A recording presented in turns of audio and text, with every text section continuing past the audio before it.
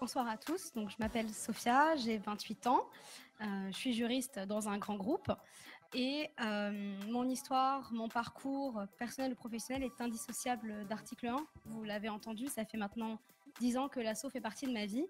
On doit faire en sorte qu'un maximum de femmes se disent c'est possible, je peux le faire, je peux me lancer, je peux vivre de mon talent.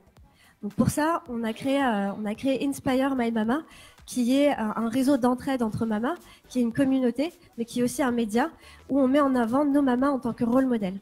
À l'occasion de mon stage de fin d'études, j'ai eu la chance de rencontrer Jean-Philippe, l'Agence pour l'éducation par le sport.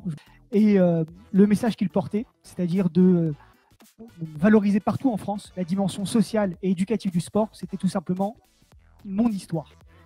Et le sport est un lieu à la fois de captation de la jeunesse extraordinaire et de diversité incomparable.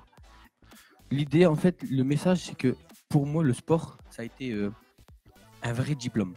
Je viens des quartiers défavorisés de Roubaix, entre guillemets difficiles, et on nous dit déjà très jeune que c'est pas possible pour nous.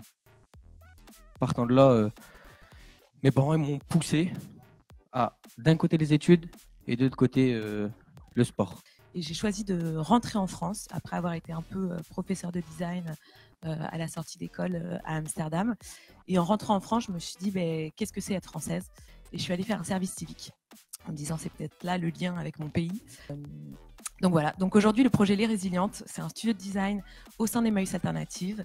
L'idée c'est de mettre la créativité au service de l'insertion. Le parcours en fait c'est une discipline qui permet d'aller d'un point A à un point B le plus rapidement et le plus efficacement possible en franchissant des obstacles de milieu urbain ou naturel.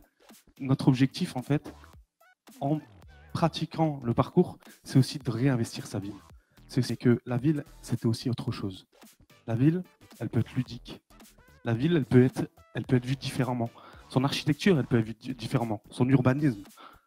J'aurais dit bonjour, je veux être journaliste. J'ai eu quelques sourires en face de moi, quelques tests, et puis quelques jours après, j'étais correspondante de presse locale.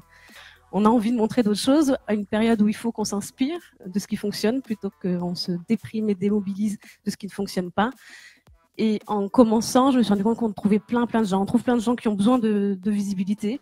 On trouve plein de gens qui sont contents qu'on parle d'eux, qui font des choses très sympas, qui inspirent d'autres gens. Tout le monde peut écrire dans nos pages et tout le monde est formé. C'est un outil citoyen de réflexion. Et j'espère qu'humblement on éclaire et les quartiers et les sociétés. Merci.